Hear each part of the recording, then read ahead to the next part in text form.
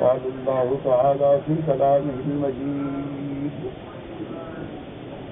أعوذ بالله من الشيطان الرجيم بسم الله الرحمن الرحيم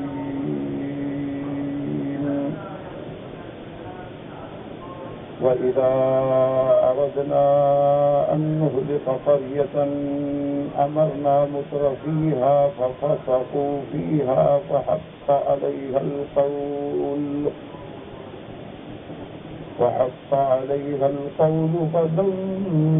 فدمرناها تدميرا وكم أهلكنا من القرون من بعد نوح وكفى بربك بذنوب عباده خبيرا بصيرا. سورۃ الاسراء میں اللہ تبارک و تعالیٰ نے احوال اشقیاء کے بارے میں ذکر فرمایا ہے. جیسا کہ الحمدللہ دروس سابقہ میں آپ نے پڑھا ہے یا سنا ہے کہ اللہ پاک نے ارشاد فرما دیا تھا کہ ہر انسان قیامت کے دن جب آئے گا تو اس کا نامہ عمل اس کے ساتھ ہے، اور اللہ پاک قیامت والے دن ہر بندے کو اس کا نامہ عمل دیں گے. باقاعدہ نامہ عمل تقسیم ہوں گے، اور جن لوگوں کو دائیں ہاتھ میں ملے گا الحمدللہ وہ خوش نصیب ہوں گے، وہ سعداء ہوں گے، وہ اصحاب الیمین ہیں. اسی لیے قرآن پاک نے کئی مقامات میں فرمایا وَأَمَّا مَنْ كَانَ مِنَ الْمُقَرَّبِينَ فَرَوْحٌ وَرَيْحَانٌ وَجَنَّةُ نَعِيمٍ وَأَمَّا إِنْ كَانَ مِنْ أَصْحَابِ الْيَمِينِ فَسَلَامٌ لَكَ مِنْ أَصْحَابِ الْيَمِينِ. اسی طرح کی مقام پہ اللہ نے فرمایا اصحاب المیمنہ ما اصحاب المیمنہ، ایک ہی بات. تو بہرحال جن کو دائیں ہاتھ میں عمل نامہ ملے گا وہ الحمدللہ سعداء ہوں گے. اللہم اجعلنا منہم. دعا کریں اللہ ہمیں بھی سعداء میں بنائے. دعا کے لیے آدمی ہر ممکن کوشش کرے، سعی کرے. یہ بڑی علماء اور بہت بڑے بڑے محدثین نے لکھا ہے کہ مبارک رات ہے. بہرحال اس میں کچھ بدعات لوگوں نے جو خود گھڑی ہیں وہ تو بدعات ہیں کہ بعض لوگوں نے اس میں ایک نماز بنائی ہوئی ہے صلاۃ الرغائب، بعض لوگوں نے اس میں ایک نماز بنائی ہے صلاۃ الفیہ کہ 100 رکعت پڑھو اور ہر رکعت میں 10 دفعہ پڑھو اللہ. تو یہ سب چیزیں جو ہیں شریعت میں ثابت نہیں، کوئی ان کا اس بات نہیں، کسی حدیث ضعیف میں بھی ثابت نہیں. اسی طرح بعض لوگوں نے جو یہ لکھا ہوا ہے کہ لیلۃ مبارکۃ سے یہ رات مراد ہے، فیہا یفرق کل امر حکیم سے یہ رات مراد ہے، یہ بات بھی غلط ہے. اس سے مراد بھی لیلۃ القدر، کیونکہ اللہ نے صاف فرما دیا ہے کہ انا انزلناہ فی لیلۃ مبارکۃ. ہم نے قرآن اتارا ایک برکت والی رات. تو قرآن کب اتارا گیا؟ فرمایا انا انزلناہ فی لیلۃ القدر. دوسری جگہ اللہ نے اس کا نام لے دیا.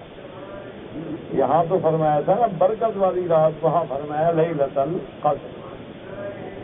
اب لیلۃ القدر کب ہوگی وہ بھی اللہ نے واضح کر دیا. شہر رمضان الذی انزل فیہ القرآن، کہ قرآن رمضان میں اتارا گیا، لیلہ مبارک میں اتارا گیا، لیلۃ القدر میں اتارا گیا. تو واضح ہو گیا کہ وہ رمضان کی رات.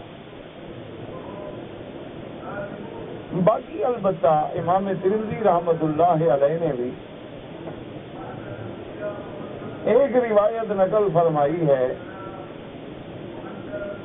سیدہ عائشہ رضی اللہ تعالی عنہا کی روایت سے کہ حضور صلی اللہ علیہ وسلم میرے گھر میں تھے، میرے حجرے میں تھے. لیکن رات کو حضور صلی اللہ علیہ وسلم اٹھ کے تشریف لے گئے. تو جب میری آنکھ کھلی تو میں نے حضور صلی اللہ علیہ وسلم کو بستر پہ موجود نہ پایا. تو بی بی صاحبہ فرماتی ہیں کہ عورت ہے، انسان ہے، یہ فطری باتیں ہوتی ہیں، یہ اعتراض نہیں ہوتا.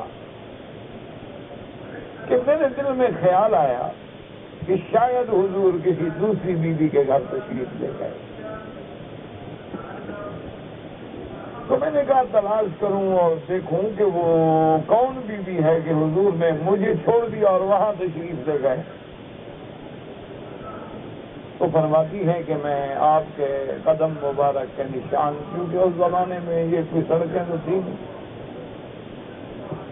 کچے راستے تھے، تو حضور کے قدموں کے نشان دیکھتے ہوئے میں آئی. تو میں نے دیکھا کہ حضور صلی اللہ علیہ وسلم لیلۃ اپنا جنت البقیع الغرقد، مدینہ منورہ کا جو قبرستان ہے اس کے دروازے میں کھڑے ہو کے دعا فرما. تو ایک روایت میں یہ بھی آتا ہے کہ میں بھی کھڑی ہو گئی دور. میں نے کہا حضور کی دعا میں شریک ہو جاؤں، کیونکہ سب سے بڑی چیز جو ہے نا مومن کے لیے وہ دعا ہے. اسی لیے آتا ہے کہ الدعاء مخ العبادات، وہ یا عبادت کا جو مغز ہے نا وہ دعا ہے. اسی لیے آتا ہے الدعاء سلاح المؤمن، دعا جو ہے مومن کا سب سے بڑا ہتھیار ہے. اسی طرح روایات میں آتا ہے اللہ فرماتے ہیں میرے بندے تو اپنے خوشی کے دنوں میں میرے مجھ سے دعا کیا کر تاکہ میں تیرے دکھ کے دنوں میں تجھے یاد رکھوں. یہ تو صحیح انسان کا کام نہیں ہوتا کہ جب مصیبت پڑے پھر تو سب پکارتے ہیں.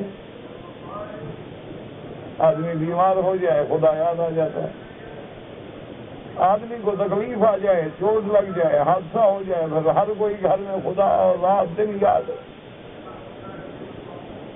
اور اگر اللہ انعام دے دیں، مال دے دیں، تجارت میں برکت دے دیں، اولاد دے دیں، اولادیں کامیاب ہو جائیں تو آدمی پھر بھول جاتا ہے. اسی کو قرآن نے فرمایا اذا انعمنا علی الانسان اعرض ونأى بجانبہ، کہ جب ہم بندوں پہ انعام فرماتے ہیں تو وہ اعراض کرتا ہے، پھر بھول جاتا ہے.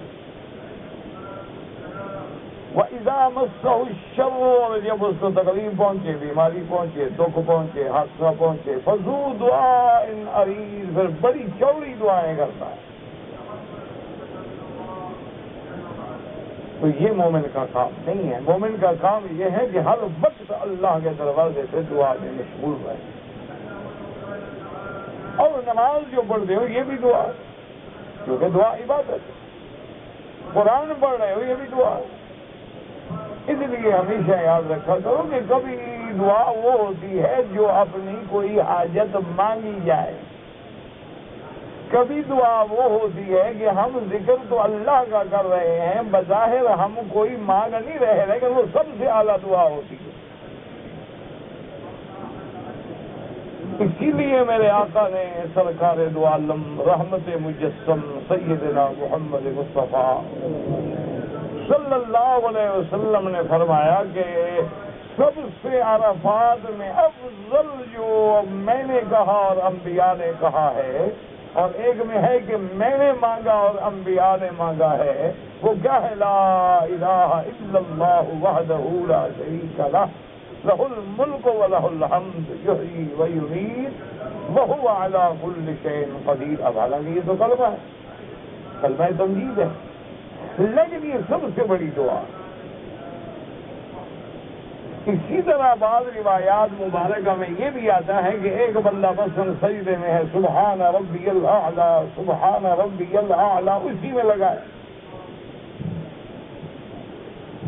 تو ایک روایت مبارک میں یہ آیا ہے کہ اللہ فرماتے ہیں اس بندے کو جو میرے ذکر میں مشغول ہو گیا اور دعا نہیں مانگ سکا، اس کو مانگنے والوں سے بھی بہتر دے دوں گا. تو دعا جو ہے، دعا تو سب سے اہم چیز ہے.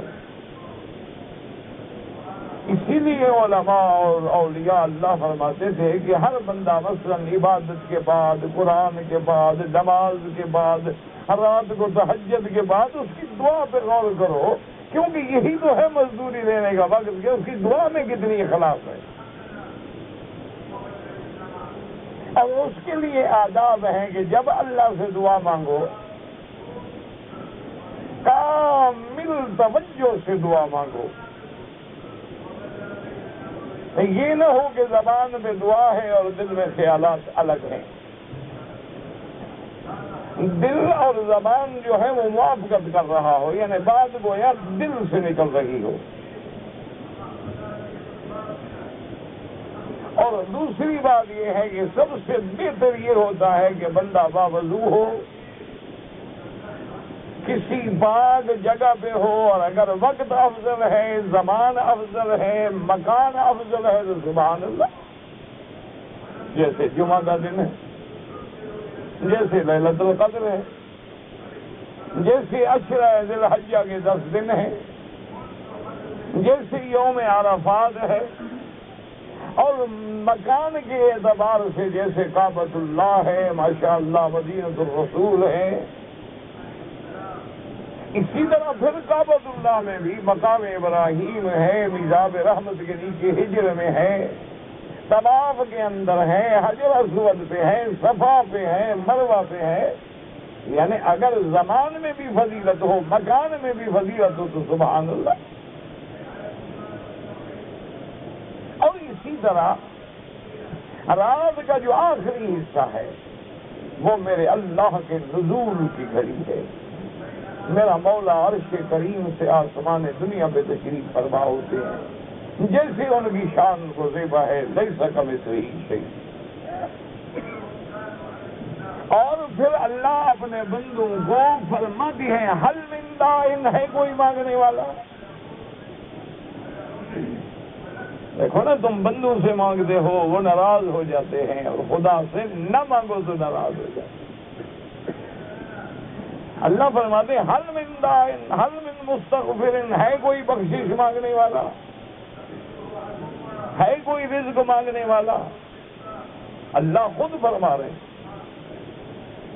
تو وہ گھڑی جو ہے دعا کی منظوری میں ایک سیر ہے. اسی طرح جمعہ کے دن عصر سے لے کر مغرب تک کا جو وقت ہے یہ دعاؤں کی استجابت کے لیے ایک سیر ہے. اس میں ایک گھڑی ہے جو مانگو گے مل جائے گا.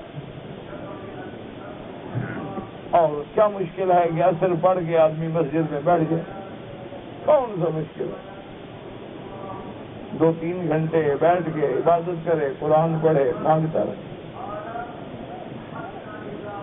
اور اسی طرح پھر دعا کے لیے یہ بھی ضروری ہے کہ اس کے اول میں بھی اور آخر میں بھی درود پڑھیں حضور صلی اللہ علیہ وسلم. اور سب سے افضل درود وہ ہے جو تم نماز میں پڑھتے ہو، کیونکہ باقی درود جو ہیں وہ بزرگوں نے لکھے، علماء نے لکھے، اولیاء نے لکھے، اور یہ تو حضور محمد مصطفیٰ نے فرمایا ہے صلی اللہ علیہ وسلم. درود شریف پڑھنے کے بعد للہ الاسماء الحسنی، اللہ کے بڑے پاکیزہ پسندیدہ اسماء مبارکہ ہیں جو 99 نام تو صحیح حدیث میں ثابت ہیں. ویسے تو علماء نے اور جمع کیے 1000 نام بھی لکھا، لیکن 99 نام جو ہیں وہ تو بالکل صحیح حدیث مبارک ہے. اور بعض اللہ کے اسماء کا ذکر تو خود قرآن پاک میں بھی موجود ہے.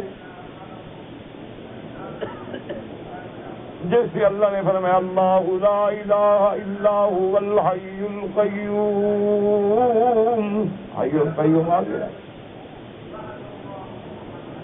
اسی طرح فرمایا کل شیء ہالک الا وجہہ. اسی طرح فرمایا کل من علیہا فان ویبقى وجہ ربک ذی الجلال والاکرام. تو یا ذی الجلال والاکرام سے پتا گئے.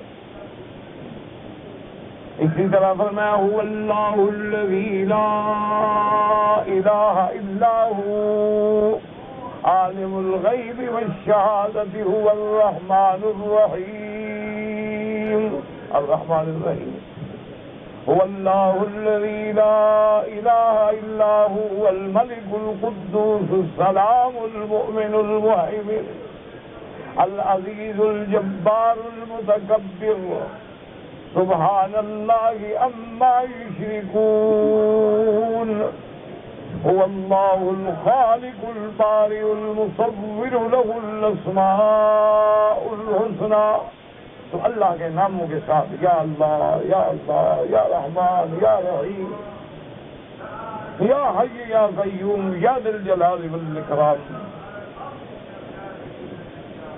تو اللہ کے نام لے کے پکارے اور اس کے بعد اگر اللہ توفیق دے وہ دعائیں جو قرآن میں ہیں وہ سب سے بڑی اکثیر ہیں.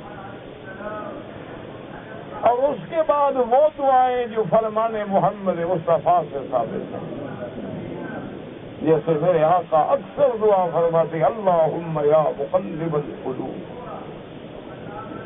ثبت قلبی علی دینک اللہم اعنا علی ذکرک و شکرک و حسن عبادتک اللہم لا مانع لما اعطیت ولا معطی لما منعت ولا راد لما قضیت ولا ينفع ذا الجد منک الجد.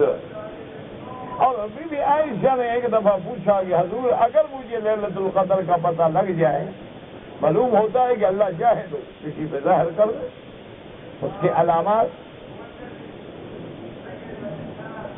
تو میں کیا دعا مانگوں. حضور نے فرمایا عائشہ بس ایک ہی دعا مانگنا اسألک العفو والعافیہ. تو بی بی صاحبہ فرماتی ہیں کہ میں بھی دعا میں شریک رہی. حضور میں بڑی لمبی دعا تھی.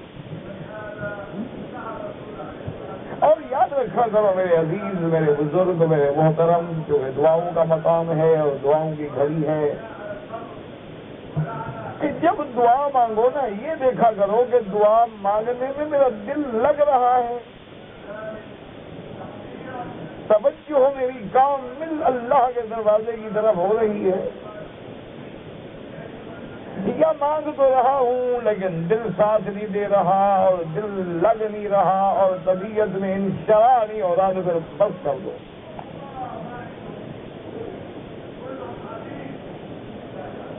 اور اگر طبیعت چاہتی ہے کہ یار آج تو دل کر رہا ہے اور مانگ لوں تو سمجھو گا رحمت کی گھڑی آ گئی. اور جب دعا مانگو اکیلے میں علیحدگی میں جب کوئی دیکھنے والا نہ ہو یہ جو دکھانا بکھانا ہے نا جی عمرہ کر لیا اور روزہ رکھ لیا اور سنا یہ تو پورا قرآن میں ہے حدیث میں. بعض لوگ آج کریں گے حج عمرہ کریں گے چاہے مر جائیں صبح کی نماز نہیں پڑھیں گے. ایسے لوگوں کو ڈھیلے کا فائدہ بھی نہیں. اس سے وہ بندہ کروڑ درجے بہتر ہے جو عشاء کی نماز جماعت سے پڑھے اور فجر کی نماز بھی جماعت سے پڑھے. اگر تم نے فرض چھوڑ دیا تو نفلی عمرے کا کیا فائدہ. یہ تو جاہلیت والی بات ہے کہ تہجد پہ زور نفلی عمرے پہ زور اور فرض غائب. تھکا ہارا پریشان بیٹھ جا کے سو گیا نماز ختم.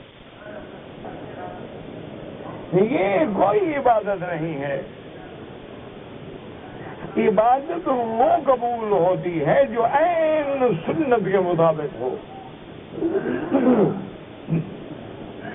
تو جب دعا مانگو اور بعض لوگ جو میرے بھائی طواف میں چیخ چیخ کے دعائیں مانگتے ہیں اور آگے دعائیں پڑھانے والے ہیں یہ پڑھ رہے ہیں مانگ نہیں رہے. ایک ہے دعا پڑھنا سمجھو ایک ہے دعا مانگنا. پڑھنا تو یہ ہے کہ کتاب سامنے ہے پڑھنے اللہم اللہم اللہ یہ تو پڑھ رہا ہے دعا تو نہیں مانگ رہا. دعا مانگنے کا معنی یہ ہے کہ تیرے دل سے نکل رہی ہے تجھے پتا ہے تیرے رب کو پتا ہے. اذ نادى ربه نداء خفيا ادعوا ربكم تضرعا وخفية. عاجزی سے چپکے سے دعا لب ہل رہے ہیں، وہ تو جانتا ہے۔ تو سیدہ صدیقہ رضی اللہ تعالی عنہا ارشاد فرماتی ہیں کہ حضور نے بڑی لمبی دعا کی، اور حضور بڑی لمبی دعائیں کرتے ہیں۔ اللہ اکبر۔ اور جو اللہ والے لوگ ہیں وہ بھی بڑی لمبی دعائیں کرتے ہیں۔ اپنے اپنے بزرگوں کو دیکھا ہے ماشاءاللہ، عصر کی نماز کے بعد جو دعا مانگنے بیٹھے ہاتھ اٹھا کے ہم پیچھے بیٹھ گئے کہ چلو ہم بھی شریک ہو جائیں۔ اب وہ جناب مانگ رہے ہیں اور رو رہے ہیں اور گڑ گڑا رہے ہیں تاکہ مغرب کی اذان ہو گئی۔ مغرب کی نماز پڑھ کے سنتیں پڑھی، اس کے بعد پھر ہاتھ اٹھا کے بیٹھ کے ہم تو بھاگ گئے، ہم تو لڑائی آدمی۔ انہوں نے کہا ابھی ہم سے تو اتنی لمبی دعا نہیں مانگی جاتی۔ سچی بات ہے، ایسے خام خواہ اپنی بزرگی دکھائیں لڑائی آدمی۔ دعا تو اللہ اس کو مانگنے دیتا ہے نا جو اللہ والا ہو، کون اپنے در پہ آنے دیتا ہے جب تک راضی نہ ہو؟ جس بندے سے اللہ راضی نہ ہو بات کیسے کرنے دے اپنے ساتھ؟ وہ تو ہم کلام ہونے کا شرف تب بخشتا ہے جب راضی ہوتا۔ تو سیدہ فرماتی ہیں کہ جب میں نے اندازہ لگایا کہ حضور اب بہت وقت ہو گیا ہے، اب دعا ختم فرمائیں گے، تو میں جلدی جلدی تیز چل کے گھر پہنچی کہ اب حضور کو علم نہ ہو جائے کہ بی بی عائشہ میرا تعاقب کر رہی ہے اور بیوی ہو کے مجھے ڈھونڈ رہی ہے اور مجھ پر اعتماد نہیں کر رہی، کیونکہ میاں اور بیوی میں ہے تو ایک اعتماد ختم ہو جائے تو باقی ہے۔ اگر اعتماد کا رشتہ قائم ہے تو گھر قائم۔ جس دن اعتماد میں درار پڑ گئی اسی دن گھر برباد ہو گیا۔ تو بی بی عائشہ فرماتی ہیں کہ میں نے آ کر اپنی بات کو چھپانے کے لیے جلدی جلدی چادر بھی اپنے اوپر اوڑھ لی اور سو گئی۔ حضور یہ سمجھیں کہ سوتا ہوا چھوڑ گیا تھا اور واپس آیا سو رہی ہے۔ تو حضور آ کے بیٹھے اور بیٹھنے کے بعد اپنا ہاتھ مبارک جو ہے وہ میرے سینے پہ رکھا۔ میں چونکہ دوڑ کے آئی تھی تو میرا سینہ تو دھوکنے کی طرح چل رہا تھا نا۔ تو حضور نے فرمایا عائشہ کہیں سے بھاگ کے آئی ہو؟ میں نے کہا ہاں یار۔ کہاں سے بھاگ کے آئی؟ میں نے کہا حضور جب آپ کو بستر پہ نہیں پایا دل میں خیال آ گیا کہ شاید آپ کسی اور بی بی کے گھر تشریف لے گئے، میں ڈھونڈتے ڈھونڈتے چلی تو آپ وکیل غلط کرتے۔ حضور نے فرمایا عائشہ انت فی شان، تم اپنے خیال میں ہو اور محمد اپنے خیال میں صلی اللہ علیہ وسلم۔ آپ نے فرمایا عائشہ تم نے بنی کلب کے قبیلے کی بکریاں دیکھی ہے؟ فرمایا کہ ہاں یار رسول کے تو بہت بکریاں۔ فرمایا ان بکریوں کے جتنے بال ہیں اتنا آج اللہ نے میری دعا سے میری امت کو بخش دیا۔ دعا کریں اللہ ہمیں بھی بخش دے، اللہ ہم پر بھی رحمت کے فیصلے فرمائے۔ دل سے دعا کریں حضور کی امت سے بڑا مشکل وقت۔ اللہ اکبر۔ جو دین بڑی شان سے نکلا تھا وطن سے،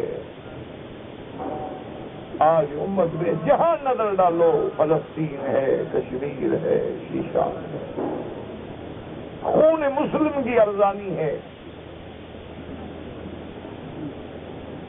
اللہ سے دعا کریں کہ میرا اللہ اسلام کی عزت کا فیصلہ فرما۔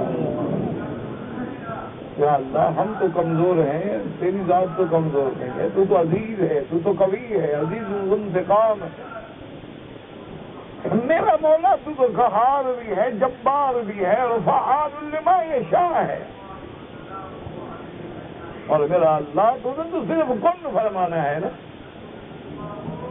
میرا مولا ہم بالکل قار مذلت سے گر گئے ہیں، ہم اپنے گناہوں کی معافی مانگتے ہیں۔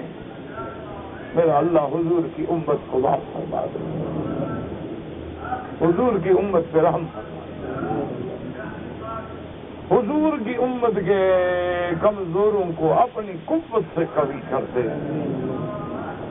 میرا مولا ہم نہتے ہیں، بیکار ہیں، بدکار ہیں، بد کردار ہیں، لیکن کہ جیسے کسی نے کہا تھا نا، خوار ہیں، بدکار ہیں، ڈوبے ہوئے ذلت میں ہیں، اور جو کچھ بھی ہے لیکن تیرے محبوب کی امت میں۔ میرا مولا نام تو آئے گا نا امت محمد، ہم گندے ہیں، ٹھیک ہے، میرا مولا اس میں جب ہلاکت و بربادی ہوتی ہے تو نام تو تیرے نبی کی امت کا آتا ہے نا،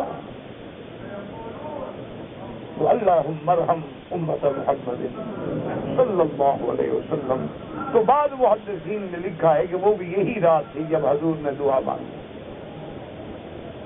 اس لیے امام ترمذی رحمۃ اللہ علیہ لکھتے ہیں کہ روایت صحیح تو کوئی نہیں ملی، کوئی حدیث صحیح مرفوع ثابت ہو فرماتے ہیں نہیں ملی، لیکن کہتے ہیں کہ احادیث ضعیف کمزور ہیں، جس سے معلوم ہوتا ہے کہ کچھ نہ کچھ اس کا اصل ہے۔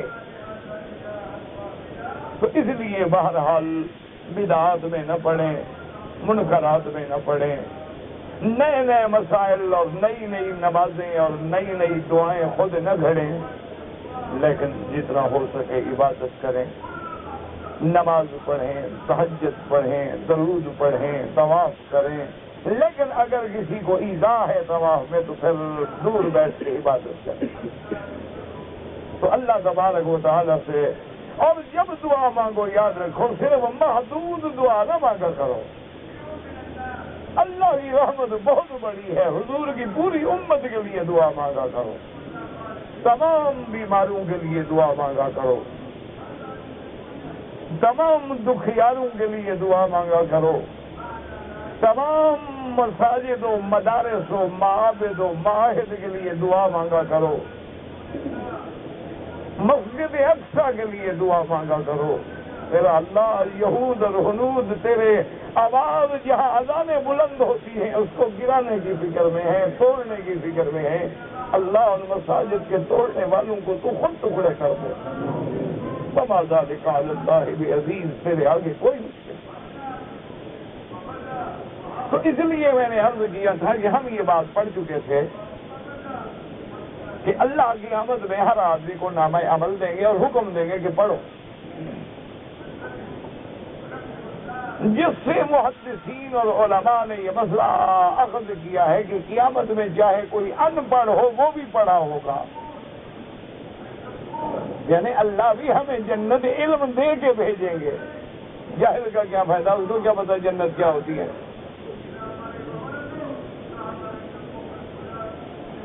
تو اللہ تبارک و تعالیٰ فرمائیں گے اقرأ کتابک کفیٰ بنفسک اليوم علیک حسیبا، میرا بندہ خود پڑھ لو اور خود فیصلہ کرو، تیرے اعمال تیرے لیے خود گواہ ہے۔ اور ساتھ اللہ نے یہ بھی فرما دیا کہ قیامت والے دن جب ہر آدمی اپنا نامہ عمل پڑھے گا تو اس کو قرآن نے دوسری جگہ بڑی وضاحت سے بیان کیا، فَأَمَّا مَنْ أُوتِيَ كِتَابَهُ بِيَمِينِهِ فَيَقُولُ هَاؤُمُ اقْرَءُوا کِتَابِیَهْ، جس کو داہنے ہاتھ میں ملے گا وہ بلائے گا دوستوں کو، رشتے داروں کی طرح، بھائی دیکھو میرا نتیجہ آ گیا، میرا رزلٹ آ گیا۔ دیکھیں نا جو بچے پاس ہو جاتے ہیں تو وہ اپنے ساتھیوں کو فون کرتے ہیں بھی فلاں اخبار دیکھا تھا، اور یار رول نمبر میرا یہ ہے، دیکھو نا میں تو بالکل ٹاپ پہ ہوں۔ تو وہ مومن بھی بڑا خوش ہوگا، اس لیے آج دل سے دعا کرو اللہم اجعلنا من اصحاب الیمین، اللہم اجعلنا من السعداء ولا تجعلنا من الاشقیاء، اور دل سے دعا کرو اللہ اس بلد الامین کو قیامت تک ہر فتنے سے محفوظ فرما، ہر حاسدین کے حسد سے محفوظ فرما، ہر ظالم کے ظلم سے محفوظ فرما، اور تمام مسلمانوں کے لیے وہ پاکستان میں ہیں، بنگلہ دیش میں ہیں، برما میں ہیں، اراکان میں ہیں، وہ عرب میں ہیں، عجم میں ہیں، فلسطین میں ہیں، کشمیر میں ہیں، سندھ میں ہیں ان سب کے لیے دل سے دعائیں کریں، اللہ سب کی جان مال آبرو عزت کی حفاظت فرما، اور جو لوگوں میں اختلاف ہو گئے اللہ وہ دور فرما، کہ آج حضور کی امت کوئی سندھی ہے، کوئی ہندی ہے، کوئی پشتون ہے، کوئی بلوچ ہے، کوئی پنجابی ہے، حالانکہ یہ بات نہیں ہے۔ جب کلمہ پڑھ لیا تھا انما المؤمنون اخوۃ، ہم تو سب بھائی ہوتے، مہاجر و انصار ہے تو سب بھائی ہیں، دعا کرو اللہ پھر بھائی بنائے۔ ایک تو عالم اسلام کے خلاف دشمنوں کی سازشیں ہیں، لیکن یاد رکھو دشمن کوئی کامیاب نہیں ہو سکتا، کبھی دوسروں پہ الزام نہ لو، ان کی دولت کے عوض بکنے والا تیرا مسلمان ہوتا ہے۔ اگر مسلمان نہ بکے، میر جعفر و صادق نہ بنے تو کون ہمارا بگاڑ سکتا ہے؟ جعفر از بنگال و صادق از دکن، ننگے دین ننگے ملت ننگے وطن۔ تو اس کے بعد جناب جب نام عامہ، اور جس کو ملے گا بائیں ہاتھ میں اللہ معاف کرے، یاد رکھو ایک تقسیم ہوگی، یہ دائیں والے یہ بائیں والے، اب دائیں والے میں پھر درجے ہوں گے، انبیاء کے بعد صدیقین، ابرار، اخیار، شہداء، صالحین اور عام مومن۔ اسی طرح یہ بائیں والے کافر ہیں، پھر ولید بن المغیرہ کا کفر ہے، فرعون ہے، نمرود ہے، قارون ہے، شداد ہے، کہ تو پھر کفر میں بڑی درجے ہیں نا۔ ایک صرف کافر ہے اور ایک اسلام کو مٹانے والا ہے، ایک صرف کافر ہے اور ایک اسلام کا راستہ روکنے والا ہے۔ ان کو جب نامہ عمل ملے گا تو وہ چیخ پڑے گا، کہے گا ما لہذا الکتاب لا یغادر صغیرۃ ولا کبیرۃ الا احصاها ووجدوا ما عملوا حاضرا ولا يظلم ربك احدا۔ اللہ فرماتے ہیں جب کافر پڑھے گا کہے گا ہائے یہ کیسی کتاب ہے، ابھی کیسے نہ، یہ تو کوئی ایسا کمپیوٹر ہے کہ جیسے ذرا ذرا لکھ دیا ہے، کوئی چیز چھوڑی نہیں۔ آج دیکھتے ہو نا جی، انسانوں کے بنائے ہوئے کمپیوٹر جو ہیں ان پر بھی صرف کلک کرنے کی ضرورت ہے، جب پورا ہسٹری کی جا جاتی ہے، کب پیدا ہوئے، کب داخل ہوئے، کب گئے، کیا کیا، کہیں جرم کیا نہیں کیا، سارا نام عمل کھڑا ہے۔ یہ تو بندے ایسی چیزیں بنا رہے ہیں، جو بندوں کے بنانے والا ہے اس کا کیا انتظام ہوگا؟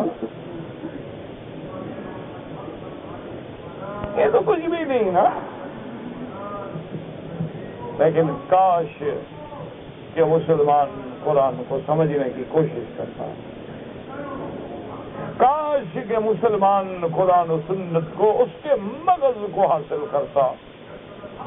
کچھ لوگ روایات میں کھو گئے، کچھ لوگ منطق و فلسفہ میں کھو گئے، کچھ لوگ ابحاث قواعد میں کھو گئے، اسلام کا قرآن کا وہ پیغام انقلاب جو تھا وہ بھول گئے۔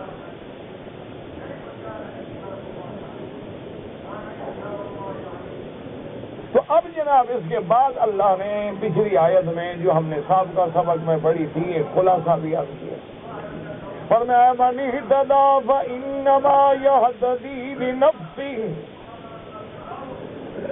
ومن ضل فإنما يضل عليها ولا تزر وازرة وزر أخرى وما كنا معذبين حتى نبعث رسولا۔ اللہ نے فرمایا کہ میرے بندو سوچ لو کہ تم اگر اتباع حق کرو گے اور ہدایت پہ چلو گے تو تیرا فائدہ ہے۔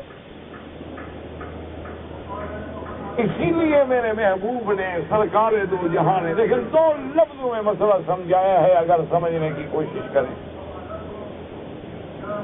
حضور نے فرمایا کہ لو اجتمع جميع الخلق على اتقى قلب رجل واحد منكم لما نفعوه بشيء۔ حضور نے فرمایا کہ اگر ساری کائنات کے بندے مسلمان متقی پرہیزگار اولیاء بن جائیں اللہ کو کیا فائدہ ہے؟ اور اگر ساری دنیا نعوذ باللہ فاسق بن جائے، فاجر بن جائے، شرار بن جائے اور شریر بن جائے اللہ کو کیا نقصان ہے؟ اس لیے اللہ نے قرآن مقدس میں کئی مقامات پہ فرمایا ہے کہ میرے بندے اپنے اعمال کو سامنے رکھ، اور ورنہ یشاء یذہبکم ویأتی بخلق جدید، میں تو اس پہ بھی قادر ہوں کہ تمہیں ہلاک کر دوں اور ایک نئی مخلوق پیدا کروں۔ اللہ نے فرمایا میں تو اس میں بھی قادر ہوں، وَإِن تَتَوَلَّوْا يَسْتَبْدِلْ قَوْمًا غَيْرَكُمْ، اگر تم اعراض کرو گے میں تمہارے لیے اور قوم پیدا کروں، ثُمَّ لَا يَكُونُوا أَمْثَالَكُمْ، پھر تمہاری کوئی مثال کا ذکر بھی نہیں ہوگا، تمہارا نام تک بھی نہیں ہوگا داستان۔ تو اس لیے آپ سمجھیں اللہ نے فرمایا اگر تم ہدایت پہ چلو گے تیرا فائدہ، وَمَنْ ضَلَّ، اگر گمراہی پہ چلو گے وبال تجھ پہ ہے۔ ہم نے تو ایک فیصلہ تمہیں بدلا دیا ہے، تمہیں عقل دیا ہے، ہوا سے خمس دیے ہیں، تمہیں انسان بنایا ہے، احسن تقویم بنایا ہے، تمہیں مکرم بنایا ہے، تمہیں اشرف بنایا ہے، اور ساتھ یہ بھی بدلا دیا وَلَا تَزِرُ وَازِرَةٌ وِزْرَ أُخْرَىٰ، پر میں میرے پاس عدل ہوگا، کسی کو کسی دوسرے کے گناہ میں نہیں پکڑ لوں گا۔ کہ اب دیکھیں کہ فرعون ہے اتنا بڑا باغی ہے کہ خدائی کا دعوے دار ہے لیکن بیوی مسلمان ہے، تو اس کی بیوی کو میں فرعون کی وجہ سے تو کوئی تکلیف نہیں دوں گا کہ تم میرے باغی کی بیوی ہو۔ یہ تو بندے ہیں نا دنیا میں، کسی سے جھگڑا ہو جائے اس کی بیوی کو اٹھا لو، اس کی بیٹی کو اٹھا لو، اس کے بیٹے کو اٹھا لو، اس کے بھائی کو اٹھا لو، اور آج کل تو ایک اور لعنت ہے کہ کسی عورت کو اٹھا لو اور 8-8 10-10 آدمی اجتماعی زیادتی کرو۔ اس وقت غور کیا کرو کہ اس عورت کے بجائے اگر تیری بیٹی اس مقام پہ ہوتی، تیری بہن اس مقام پہ ہوتی اور غنڈے اسی طرح اس کی عصمت دری کرتے اور تڑپ رہی ہوتی تو کیا ہوتا؟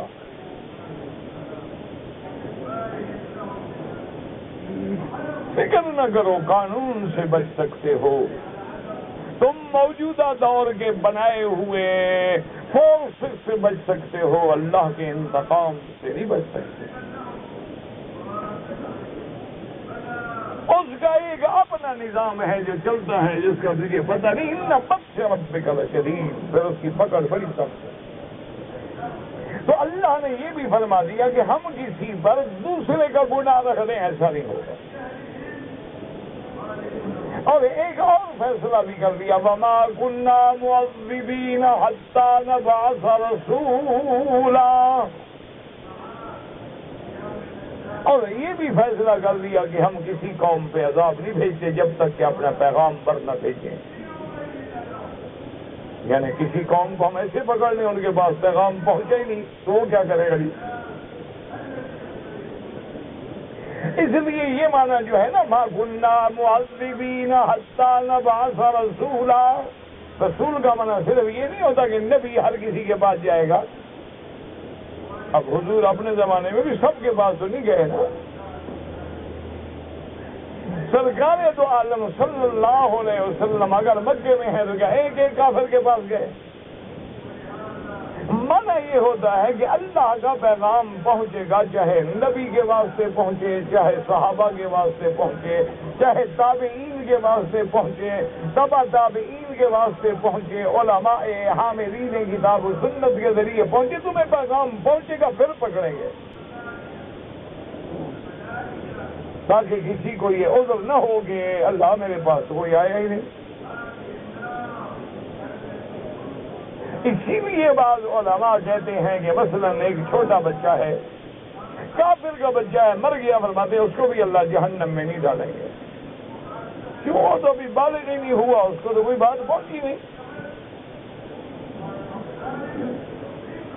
اسی طرح مثلا علی سبیل المثال کہ آج انکشاف ہو جائے، چونکہ علم ترقی کر رہا ہے، سائنس آگے بڑھ رہی ہے، معلومات کے دروازے کھلتے جا رہے ہیں، اور جوں جوں آگے بڑھیں گے اتنا قرآن سچا ہوتا جائے گا۔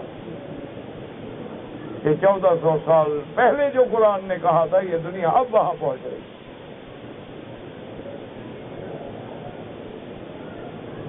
آپ نے اخباروں میں رسائل میں پڑھا ہوگا نا کہ زمین جو ہے وہ کم ہو رہی ہے، سکڑ رہی ہے۔ کیا مانا ہے؟ یعنی سمندر بڑھ رہے ہیں، اور کچھ عرصے کے بعد بعض ملک جو عین دریاؤں اور سمندروں کے کنارے پہ ہیں یہ بھی آ رہا ہے کہ وہ اتنا پانی آئے گا کہ ان کا نام بھی نہیں ہوگا زمین پہ۔ پانی ہو گیا، زمین چھوٹی ہو گئی، سکڑ گئی۔ مثلاً 1 لاکھ ایکڑ تھا، سمندر آگے آ گیا تو اب 20,000 ایکڑ ختم ہو گیا، 80 رہ گیا، سکڑ گئی۔ یہ اب تمہاری تحقیقات اس مقام پہ، اور قرآن نے پہلے بتا دیا وَلَمْ يَرَوْا أَنَّا نَنقُصُ الْأَرْضَ مِنْ أَطْرَافِهَا۔ کیا محمد مدنی یہ جاہل ہیں، یہ غور نہیں کرتے کہ ہم ہر طرف سے زمین کو چھوٹا کر رہے ہیں، سکیڑ رہے ہیں؟ اور اسی طرح جب ہم حدیث مبارک پڑھتے تھے سرکار دو عالم کی صلی اللہ علیہ وسلم کی کہ اللہ تبارک و تعالیٰ میرے لیے زمین کو لپیٹ دیتے ہیں، زمین لپیٹ دی جاتی ہے اور سفر مختصر ہو جاتا ہے۔ اسی طرح قرآن کہتا ہے کہ قیامت میں اللہ آسمانوں کو بھی لپیٹ دیں گے۔ تو اس لیے افسوس یہ ہے کہ میرا مسلمان، میرا مولوی اور پیر خدا کے لیے قرآن کو صرف طویل لکھنے کا ذریعہ نہ بنائے، قرآن میں غور کرو، قرآن میں تدبر کرو۔ قرآن اسی لیے نہیں آیا تھا کہ تو جھوٹ بنا کے تو کبھی فال دیکھ رہا ہے اور کبھی کسی کو طویل لکھ رہا ہے اور کبھی اعداد نکال رہا ہے اور کبھی اعداد و شمار نکال رہا ہے، پتہ نہیں کبھی بسم اللہ کا خلاصہ 786 کر رہا ہے۔ تم اگر قرآن کا خلاصہ کرتے ہو تو اپنے ناموں کا بھی کرو، اپنے نام بھی اسی طرح نکالو، کسی کا نام 420، کسی کا نام 406۔ صرف قرآن سے کھیلنا ہے اور کی بے ادبی ہوگی، یعنی صرف 786 کی بے ادبی ہوگی۔ آگے جو لکھا السلام علیکم ورحمۃ اللہ، السلام تو اللہ کا نام ہے، آگے تم نے لکھا ہے ورحمۃ اللہ، اللہ اس میں جلالہ ہے، تو اس کی بھی حرمتی ہوتی ہے۔ والسلام خیر الختام، کبھی کوئی لکھ دیتا ہے عفی عنہ، کبھی کوئی لکھ دیتا ہے عبد حقیر یا احقر یا افقر، وہ بھی تو الفاظ ہیں نا اللہ کے۔ تو اس لیے اللہ تبارک و تعالیٰ کا قرآن کہتا ہے کہ اگر کسی کو علی سبیل المثال آج انکشاف ہو جائے کہ ایک قطب شمالی میں ایسا منجمد علاقہ ہے، برف ہی برف ہے، وہاں کوئی ہے نہیں، لیکن چند ایک بندے وہاں رہے، ان کے پاس کوئی پیغام نہیں پہنچا، کوئی پیغمبر نہیں پہنچا، کوئی کتاب نہیں پہنچی، تو ان سے صرف توحید کے بارے میں سوال ہوگا اور نماز روزے کا سوال نہیں ہوگا۔ توحید کا کیوں سوال ہوگا کہ توحید دین فطرت ہے، کہ بھی آسمان کیسے بنے ہوگا اللہ۔ جیسے میرے محبوب سرکار دو عالم رحمت دو جہاں کو خبر ملی کہ ایک لڑکی ہے تو یہود کی لڑکی، لیکن وہ دل میں ایسے جذبات رکھتی تھی اسلام کے حق میں، حضور تشریف لے گئے، وہ بیمار تھی بیچاری، اور یہ بھی پتہ لگا کہ شاید اس بیماری سے نہ اٹھ سکے۔ حضور اس کے گھر میں گئے اور آپ نے پوچھا این اللہ، اللہ کہاں ہے؟ اس نے اشارہ کیا کہ اللہ کا مقام عرش پہ۔ حضور نے فرمایا من انا، میں کون ہوں؟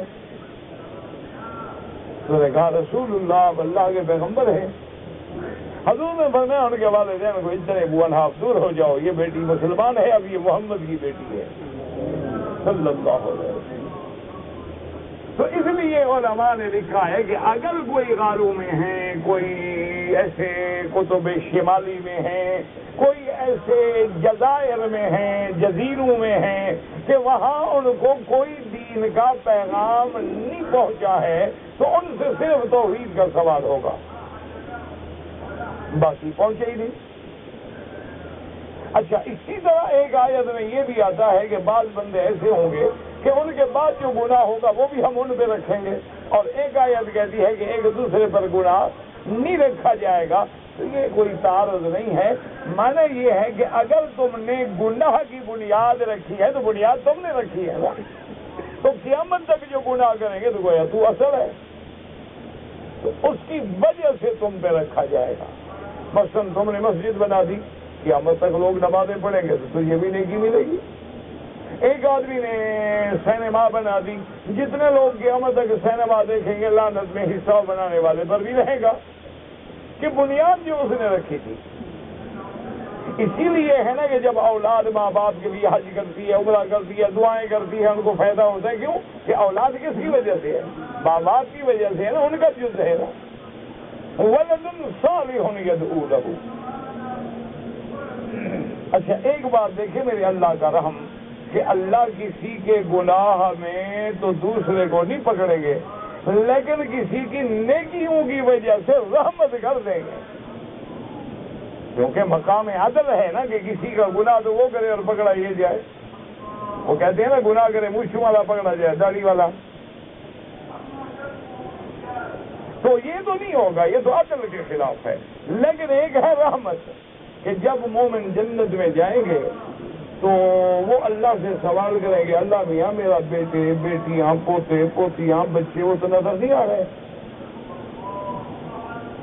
تو میرا خاندان کدھر گیا؟ تو اللہ فرمائیں گے میرے بندے تیرا خاندان جو ہے وہ الحمدللہ جنت میں ہے میری رحمت سے، لیکن ان کے درجات تیرے درجات سے بہت نیچے ہیں، تیرا مقام اونچا ہے، اولاد کا مقام وہ نہیں جو تمہارا ہے۔ وہ کہے گا اللہ میں جو دنیا میں ساری عبادت کرتا تھا، نمازیں پڑھتا تھا، روزے رکھتا تھا، رات کو روتا تھا، تو اولاد کا نام بھی تو لیتا تھا نا، میں ان کے لیے بھی تو کر رہا تھا۔ اللہ فرمائیں گے اچھا ان کے بچوں کو بھی باپ کے ساتھ اونچے درجوں میں بھیج، اللہ کنا بہم ذریاتہم، ہم ان کی اولادوں کو ان کے ساتھ بھیج دیں گے، وما الدناہم من عملہم من شیء، اللہ نے فرمایا ہم یہ نہیں کریں گے کہ ماں باپ کے نیکیاں گھٹا کے ان کو نیچے لے جاؤ، نہ نہ، ان نیچے والوں کو اونچا کر دیں گے ان کے، تو یہ رحمت ہے۔ تو رحمت اللہ جس پہ فرماتے اس کی مرضی ہے کہ وہ بغیر ہمارے اعمال کے بھی ہمیں معاف کر دیں، ایک گھونٹ کتے کو ڈالو تو راضی ہو جائے معاف کر دو۔ ان آیات کے بعد جو آج کے سبق میں ہم نے آیت پڑھی ہے، فرمایا وَإِذَا أَرَدْنَا أَن نُهْلِكَ قَرْيَةً أَمَرْنَا مُتْرَفِيهَا فَفَسَقُوا فِيهَا فَحَقَّ عَلَيْهَا الْقَوْلُ فَدَمَّرْنَاهَا تَدْمِيرًا۔ اللہ فرماتے ہیں جب ہم ارادہ کرتے کسی بستی کو برباد کرنے کا، ہلاک کرنے کا، یہاں دو لفظ امرنا، ہم حکم کرتے ہیں ان کے بڑے آدمیوں کو، پیسے والے، دولت والے، قوت والے، فَفَسَقُوا فِيهَا، وہ نافرمان ہو جاتے ہیں، فَحَقَّ عَلَيْهَا الْقَوْلُ، پھر میری بات ان پہ پوری ہو گئی، حجت تمام ہو گئی، فَدَمَّرْنَاهَا تَدْمِيرًا، پھر ہم اس کو مٹا دیتے ہیں، ہلاک کر دیتے ہیں، ریزہ ریزہ کر دیتے ہیں، اس کا کچھ نہیں بچتا۔ تو بعض لوگوں کو یہاں مغالطہ ہوتا ہے کہ جب اللہ حکم خود کرتے ہیں پھر ہلاک بھی خود کرتے ہیں، بہت سارے لوگوں کو مغالطہ ہوتا ہے اس آیت میں کہ امرنا مترفیہا، وہاں کے بڑے لوگوں کو ہم حکم کرتے ہیں، ویسے جب اللہ نے حکم کیا ہے وہ تو مجبور ہیں بیچارے پھر۔ تو بات کو سمجھیں، اصل معنی یہ ہے اللہ نے فرمایا میں نے کتابیں بھیجی، رسول بھیجے، میں نے ہدایت، ضلالت، حق، باطل، صدق، کذب، صراط مستقیم سب واضح کر دیا، لیکن اتنی واضح کرنے کے بعد میرے حکم کے بعد بھی وہ ہدایت میں نہیں چلے، گمراہی میں پڑ گئے، شہوات میں پڑ گئے، لذات میں پڑ گئے، تو ہم ان کو اس میں اور بڑھا دیتے ہیں کہ چلو اور جاؤ، اچھی طرح برباد ہو جائے. پڑھتے وہ خود ہیں، یہ نہیں کہ اللہ حکم دے کے ان کو ڈالتے ہیں. اس لیے فرمایا امرنا مترفیہا، اور بعض علماء نے فرمایا ہم ان کے بڑوں کو ہدایت کا حکم دیتے ہیں، لیکن وہ ہدایت کے بدلے ففسقوا فیہا نافرمانی کرتے ہیں. اچھا، بعض علماء نے اس کو یوں بھی پڑھا اذا اردنا ان نہلک قریۃ امرنا فیہا. بعض نے پڑھا امرنا نہیں بلکہ امرنا، ہم ان دولت والوں کو، پیسے والوں کو طاقت بھی دے دیتی ہیں، قوت بھی دے دیتی ہیں، حکومت بھی دے دیتی ہیں، اقتدار بھی دے دیتی ہیں. اب جیسے دیکھو فرعون کے پاس طاقت بھی تھی، قوت بھی تھی، لشکر بھی تھا، اللہ نے بھی پھر اس کو اس کے حال پہ چھوڑا کہ 100 سال تک کبھی سر میں درد بھی نہیں ہوا. بہت اکڑتا گیا نا. جب اچھی طرح اکڑ کے انتہا پہ پہنچا انا ربکم الاعلی، اللہ نے فرمایا آؤ تمہاری خدائی کو ابھی سمجھاتی ہیں. ایک غوطہ لگا، ایک بس، یہ نہیں کوئی 4 گھنٹے الٹا لٹکا رہا پانی میں، ایک دفعہ بس گیا نا نیچے اوپر آمنت برب موسیٰ وہارون، اللہ نے میں مانتا ہوں. اللہ نے فرمایا اب ماننے کا فائدہ کوئی. اس لیے بعض علماء فرماتے ہیں امرنا فیہا، یہ دوسری قرات ہے. اور ایک تیسری قرات میں قرآن نے پڑھا ہے وَإِذَا أَرَدْنَا أَن نُهْلِكَ قَرْيَةً آمَرْنَا فِيهَا مَنَا أَكْثَرْنَا، ہم پھر وہاں کے دولت بندوں کو اور دولت اور طاقت دے دیتی ہیں، لیکن اس کے باوجود بھی وہ نہیں سمجھتے. فَحَقَّ عَلَيْهَا الْقَوْلُ، پھر میری حجت پوری ہو گئی. فَدَمَّرْنَاهَا تَدْمِيرًا، فرمایا وَكَمْ أَهْلَكْنَا مِنَ الْقُرُونِ مِن بَعْدِ نُوحٍ، ہم نوح کے بعد ہم نے کتنے قرن ہیں، کتنے قومیں ہیں جن کو ہلاک کیا. اچھا، نوح قوم کا ذکر نہیں آیا، ان کے بعد کا ذکر آیا، کیونکہ پہلے ہم پڑھ چکے ہیں حملنا ذریۃ نوح، تو حملنا میں اشارہ ہو گیا کہ ہم نے اس کی اولاد کو بچا لیا، باقی غرق ہو گئے. تو ان کا ذکر پہلے قرآن میں آ چکا ہے. اب ان کے بعد فرمایا وَكَمْ أَهْلَكْنَا مِنَ الْقُرُونِ مِن بَعْدِ نُوحٍ وَكَفَىٰ بِرَبِّكَ بِذُنُوبِ عِبَادِهِ خَبِيرًا بَصِيرًا. اللہ نے فرمایا تیرا رب کافی ہے بندوں کے گناہوں کو دیکھنے والا، جاننے والا، جس کے آگے کوئی چیز چھپی نہیں. یعنی گناہ تو تم کرتے ہو نا، وہ دیکھ رہا ہے. جب تم حد سے بڑھ جاتے ہو تو پھر تمہاری لگامیں کھینچ لیتا ہے. اللہ تبارک و تعالیٰ سے دعا کریں اللہ عالم اسلام سے عذاب رفع فرما دے. اللہ تبارک و تعالیٰ حضور کی امت کو غلبے کا فیصلہ فرما. یا اللہ بیت المقدس کی آزادی کا فیصلہ فرما. یا اللہ فلسطینیوں پہ رحم فرما، کشمیریوں پہ رحم فرما، تمام مسلمان عرب عجم جس ملک میں ہیں سب پہ رحم فرما. کہتے ہیں کہ میں رمضان میں، شوال میں روزانہ جدے سے مکہ آتا ہوں، کام ہے تو پھر روزانہ آپ کو احرام باندھنے کی کوئی ضرورت نہیں. اگر عید الفطر کے بعد مدینہ منورہ جانا ہے تو پھر واپسی پہ عمرہ کریں، یا پھر مدینہ منورہ سے سیدھا جدے چلے جاؤ، مکے کی نیت سے آؤ ہی نہیں، پھر تمہیں کوئی عمرہ نہیں کرنا پڑے گا. کہتے ہیں جی کہ میں نے ایک کھلونا لیا ہے، اس میں چھوٹی مچھلیاں جو ہیں وہ بجلی میں چلتی ہیں، بھاگتی ہیں. علماء کہتے ہیں کہ ذی روح جتنی چیزیں ہیں نا ان سے بچو. یعنی جو بھی ذی روح ہے، انسان ہے، مچھلی ہے، گائے ہے، کچھ ہے، ان کی تصویروں سے بچا کرو. اور غیر ذی روح جو ہیں جیسے کوئی مکان ہے، کوئی بلڈنگ ہے، کوئی مینارہ ہے، کوئی چیز، اس کا کوئی حرج نہیں. بہتر یہ ہے کہ ان چیزوں سے دور رہیں. کہتے ہیں جی کہ وطر میں میرا بھائی 2 رکعت پڑھ کے سلام پھیر کے 1 رکعت پڑھنا بھی حدیث سے ثابت ہے، اور 3 رکعت ملا کے پڑھنا بھی ثابت ہے. ایک حدیث میں آتا ہے کہ مغرب جو ہے وطر النہار، کہ مغرب کی نماز دن کے وطر ہیں اور وہ رات کے وطر ہیں. تو جب مغرب سے تشبیہ ہے تو ہر چیز.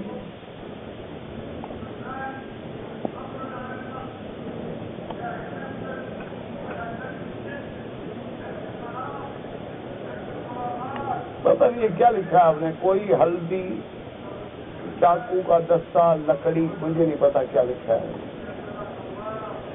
اگر بینک کے اکاؤنٹ میں، کرنٹ اکاؤنٹ میں پیسے ہیں کوئی حرج نہیں، لیکن سیونگ اکاؤنٹ میں ہیں تو جو پیسے زیادہ ملیں وہ سود ہے، وہ حرام ہے۔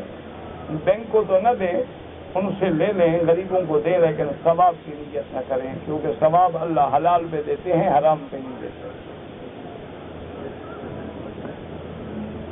میری ماں بیمار ہے، اللہ سب بیماروں پہ رحم فرما۔ اللہ ہماری آپ میرے لیے دعا کریں، میں آپ کے لیے دعا کروں، اللہ شفائے کاملہ عطا فرمائے، ساری ظاہری باطنی روحانی جسمانی نفسانی بیماریاں دور فرما۔ اللہم اشفنا واشف مرضانا ومرضى من اوصانا واستوصانا ومرضى المسلمين من الامراض الظاهرة والباطنة والروحانية والجسمانية والنفسانية يا شافي يا سلام۔ اگر ایک عورت نے عدالت میں، کورٹ میں تنسیخ نکاح کا دعویٰ کیا لیکن خاوند نے طلاق نہیں دی، اور کورٹ جو ہے اگر وہ انگریزی قانون کے تابع ہے تو وہ طلاق نہیں ہوتی جب تک خاوند طلاق نہ دے۔ اگر خاوند اپنی بیوی کو 3 طلاق دے تو بہرحال حنفی مسلک میں تو میرا بھائی کوئی رعایت ہے نہیں، کوئی گنجائش ہی نہیں۔ بعض علماء فرماتے ہیں کہ ایک مجلس میں ہو تو ایک شمار ہوگی، لہذا بہتر یہ ہے کہ آپ کسی دارالافتاء سے رجوع کریں۔ شب قدر لیلۃ القدر یہ میں نے ابھی بیان کر دیا ہے۔ اگر آدمی نے حج کے آخری دن یعنی 12 تاریخ کو 10 بجے کنکریاں ماری ہیں، دم پڑ گئی، کیونکہ آخری دن 11 ہو یا 12 ہو، ٹائم جو ہے زوال کے بعد شروع ہوتا ہے، اور زوال 12 بجے کے بعد ہوتا ہے، پہلے نہیں ہوتا، لہذا دم پڑ گئے۔ کہتے جی مونچھیں منڈوانا جائز ہے، ہاں جائز ہے، لیکن کچھ نہ کچھ نظر بھی آئیں، بالکل مثلا نہ کرے، یعنی اس طرح نہ کروائیں۔ میں نفل پڑھ رہا تھا، ایک آدمی پیچھے شامل ہو گیا۔ امام احمد ابن حنبل رحمۃ اللہ علیہ کے نزدیک اگر آدمی نفل پڑھ رہا ہے تو پیچھے فرض والا مقتدی بن سکتا ہے۔ امام ابو حنیفہ رحمۃ اللہ علیہ کے نزدیک نہیں بن سکتا، وہ فرماتے ہیں امام جو ہے مقتدی سے قوی ہونا چاہیے، نہ کہ کمزور ہو۔ سارا سب نماز ہو جائے گی، جھگڑوں میں نہ پڑھا کرو، شکر کرو پڑھا تو ہے نا اس میں۔ میں اپنی والدہ فوت ہو گئی، حج کرنا چاہتا ہوں، بالکل ضرور حج کریں، ماں باپ کا حج ضرور کریں۔ میرے والد آپ کے درس میں شاگرد تھے، فوت ہو گئے، اللہ مغفرت فرمائے۔ اللہم اغفر لنا ولوالدینا ولوالد والدینا ولمشائخنا ولاساتذتنا ولمن حق علینا ولمن اوصانا واستوصانا ولجميع المسلمين والمسلمات والمؤمنين والمؤمنات الاحياء منهم والاموات۔ لیلۃ القدر کی رات مراد ہے، انا انزلناہ فی لیلۃ مبارکہ، یہ بیان ہو گیا ہے۔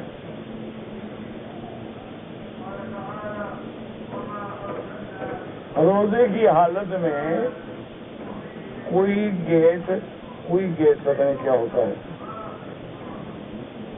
نماز کی حالت میں سجدے کی جگہ پہ نظر رکھیں۔ جو آج کل پرفیوم ملتے ہیں، اگر الکوہل ہے تو استعمال نہ کریں، فری الکوہل ہے تو استعمال کریں۔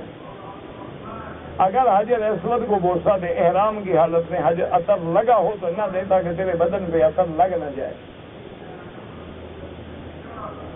اگر خانہ کعبہ سے ہاتھ لگایا، غلاف خوشبو لگ گئی، دھو ڈالیں فوراً، ورنہ دم پڑ جائے گی۔ جس نے عمرہ کیا اس پہ حج فرض نہیں ہوتا، آپ عمرہ کر کے اپنے قانون کے مطابق جائیں، پھر جب اللہ توفیق دے گا واپس آ جائیں۔ طواف کے بعد پہلے ملتزم پہ جائیں، افضل یہ ہے کہ پہلے 2 رکعت پڑھیں پھر ملتزم پہ جائیں۔ احرام میں کعبہ شریف کو ہاتھ لگاتے ہوئے چہرہ چھپ گیا، کچھ نہیں ہوتا۔ نظریہ ضرورت کے تابع ہم جوتے بدلتے رہتے ہیں، اسی نظریہ ضرورت نے تو ساری بربادی کی ہے۔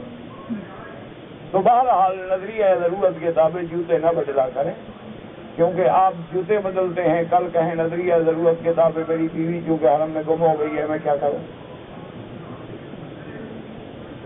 اللہ کے بندے، چھوٹی چیز بھی حرام ہے، بڑی چیز بھی حرام ہے۔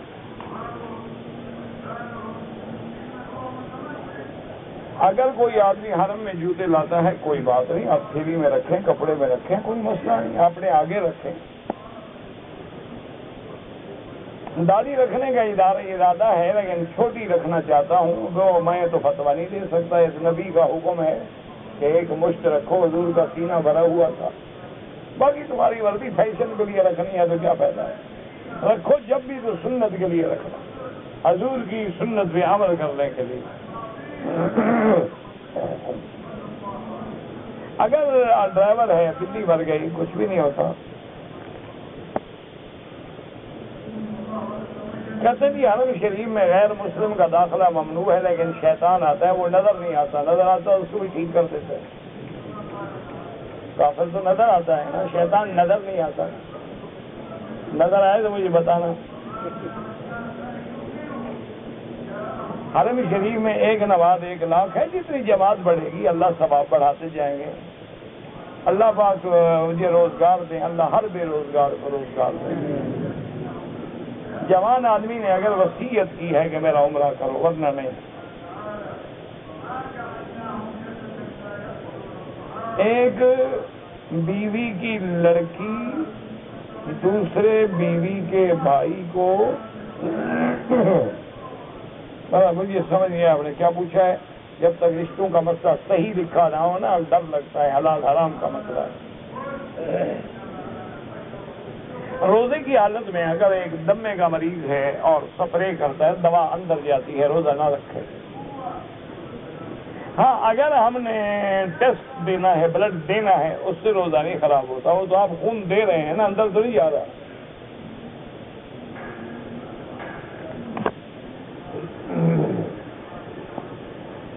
عید الفطر پہ جو فطرانہ دیتے ہیں یہاں دو، اپنے ملک میں بھیج دو، لیکن عید سے پہلے ادا ہو جائے۔ جب ہم مکہ مکرمہ جاتے ہیں مدینہ شریف سے تو واپسی پہ لازم عمرہ کریں، وہ میقات ہے۔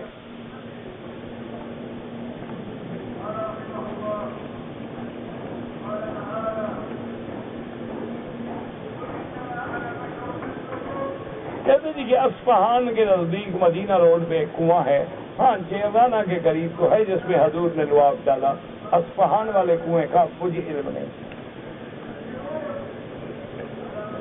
جمعہ کی پہلی اذان جب حضرت عثمان خلیفہ راشد ہیں تو جو خلیفہ راشد حکم کرے وہ سنت رسول ہوتا ہے۔ علیکم سنتی و سنت الخلفاء الراشدین۔